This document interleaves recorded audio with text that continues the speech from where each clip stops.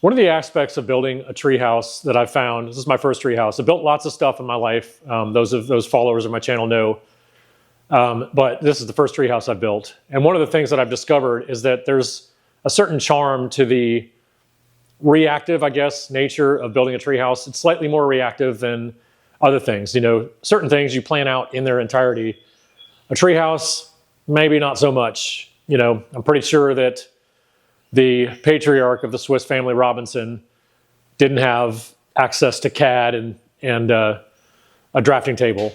And yet he was able to build, of course, this is, you know, fiction, but still, work with me here. He was able to build a super charming treehouse. That's really the only part of Swiss Family Robinson movie that I remember is some scenes where he surprised his wife with this treehouse that he built from the remnants of the ship that crashed on whatever island they were marooned on. And so he used his ingenuity and resourcefulness to take all these remnants, materials, and build certain things like the treehouse. And there's a scene where he's showing his wife all the attributes of the treehouse. And I remember one of them that sticks in my mind was when he, you know, opens the moonroof and there are all the stars. And it's just a really cool scene. Really stuck out of my memory. It's probably the only scene I remember from the movie. You know, there's sort of a charm to the slightly reactive nature of the building of a treehouse. And, you know, I got the platform all built and everything before I had solidified how I was going to brace these. So this is the method that I chose, and I just want to take you through that kind of a overview of how I built those braces. I always buy my metal at places that are dedicated to selling metal. Like you could get this from big box stores like Home Depot or Lowe's, but you'll pay a lot more money for it. And also these metal places have like cutoff rooms, I call them, with like leftovers of stuff that they have cut for big jobs, you know, big customers. And they got these are the leftovers, like shorter pieces. And generally speaking, they're half price or less. Like these plates, for example, they were selling these for like $1 a piece because I think they drilled the holes in the wrong place or something. I got like 25 of them. So they've been laying around my shop, and now it's nice to finally put these to use. I like to cap any square tube that I cut. I cap it off just for visual purposes. You definitely want to do this for an outdoor project like this, though, too, because you know, water's going to find its way wherever it can and cause all kinds of problems. There was a time when welding stuff was a very mysterious thing to me. I mean, I knew I wanted to get into it. I knew I was going to, but I didn't really know where to start. And I had a friend of mine that I knew did some welding.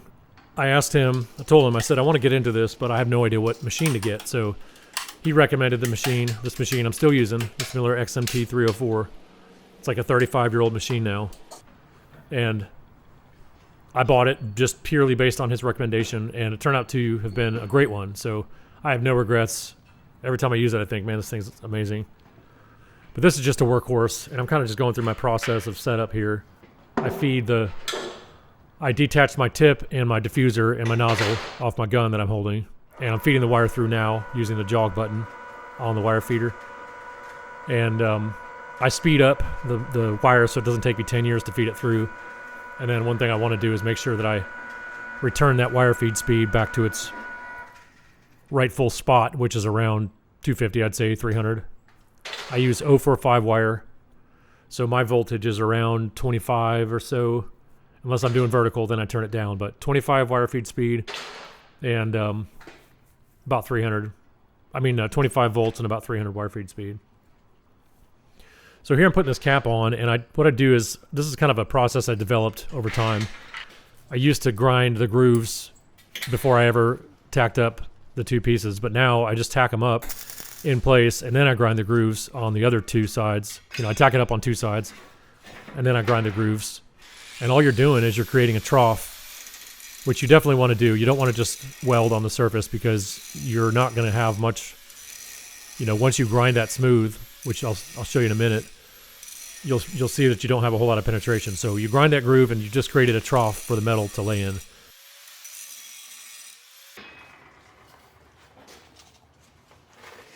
And I didn't want to blind you here, so I just deposited some metal. That's the great thing about steel or metal working as opposed to woodworking, is you can just kind of you just got the ability to organically add material and then sand it smooth, and it's as if it grew that way. And this is my process for refining these edges, and like I said, it makes it look like it was formed this way. And then after it's smooth, I put a bevel on there as well, like a nice clean bevel. And as I said, that cap is visual. It also keeps the water out of there.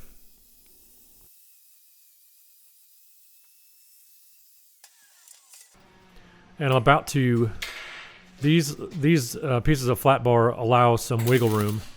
You'll see that piece moved. It's insane what the heat does, but just that little tack, that piece moved noticeably.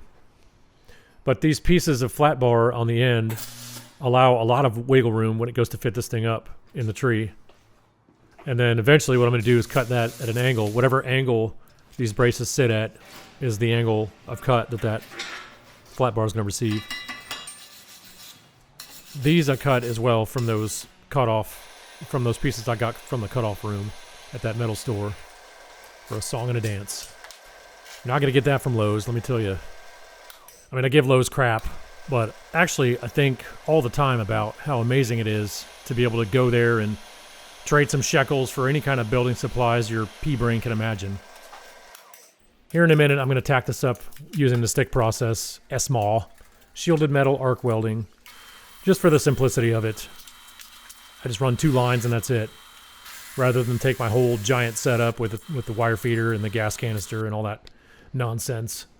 Stick welding is great, I love it, but it's very slow. So the bulk of this I want to do with my wire fed, in this case flux core process. So I'm just tacking these in place. My son's giving me crap about having a hard time getting an arc. And this will happen if you're doing multiple tacks with stick electrodes. That flux hardens at the end of every weld pass or tack, and so that's like a barrier to electrical contact. And one way of dealing with that is to keep a file. You suck. Which I forgot, and I was too lazy to go back in the shop and get it, so I'm just banging on the plate like a woodpecker. Are you really a welder? My son saw his chance to dogpile. He's such a bully. All he does is bully me all day long. I never do anything to him. All I do is compliment him all day long and tell him what a faithful son he is. Tell him how proud of him I am. That's all I do. I don't deserve this.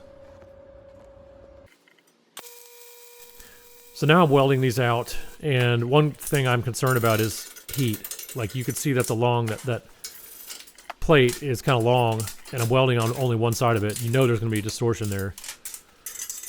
So in a short, at a later date, I'm going to show you what I did to counteract that. All I did basically was weld on the other side. Just some padding, a few beads here and there on the other side, right in the middle, and it sort of bent that thing back into place.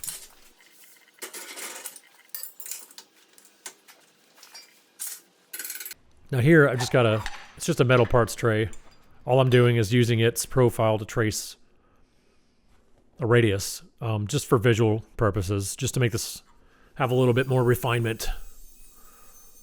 And you can do this, you can do all this with an angle grinder, as you can see, and get a very fine surface on it. And I'm prepping here for paint.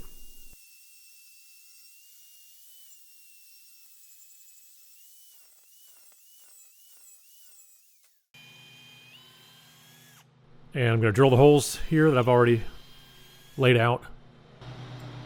And bring this, and I'm going to bring out the assembled painted piece, and I'm just going to fit it right on there. And just the bolts themselves and gravity will hold this in place while I drill the other bolts and attach up there.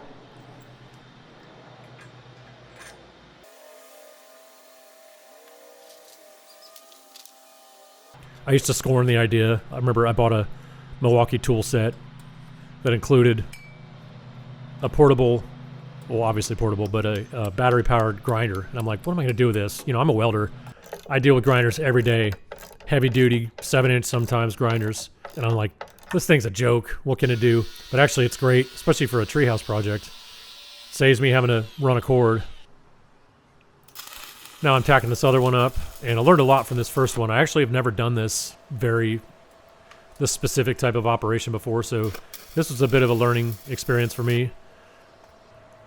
I kind of like to do that with projects. You know, I don't like to make the same project over and over again. I think that's a really good way to grow, is to try something new every time, you know, and this was definitely something new, and it worked out great.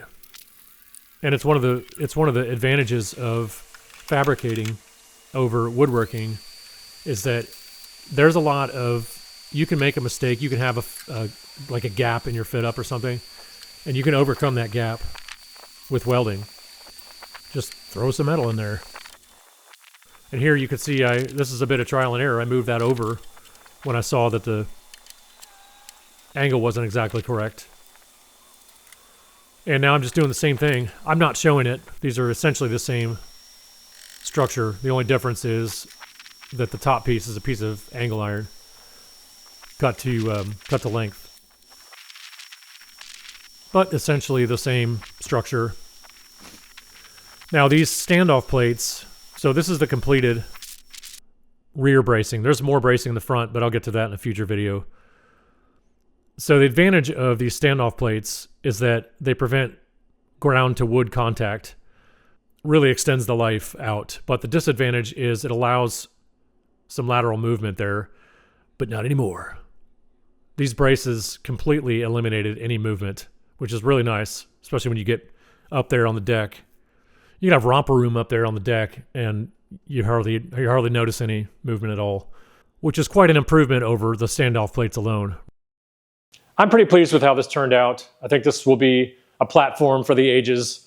I think long after the top has rotted away, this platform is going to remain, which maybe is a good thing, maybe not. I don't know. We won't be here. We'll be moved on. I think we're going to move out of the city here, buy some land here in the next couple of years. I don't really know what form that's going to take. Seems kind of a shame to go all out on a treehouse, I guess, only to leave in 2 years. But I think anything worth doing is worth doing well. And let's not forget that whatever skills you're building here, you're taking with you. You may not be able to take the treehouse with you, but everything that you learned, you're going to be able to take with you wherever you go and enrich some new spot. And you'll be able to start. You won't be starting from ground zero. You'll be starting with a newfound set of skills. So with that in mind, it's time for you to go and make something awesome.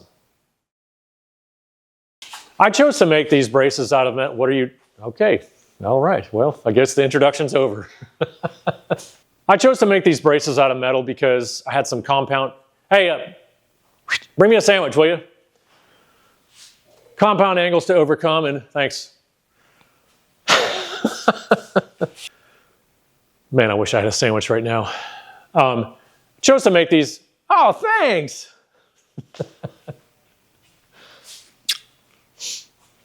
Cut.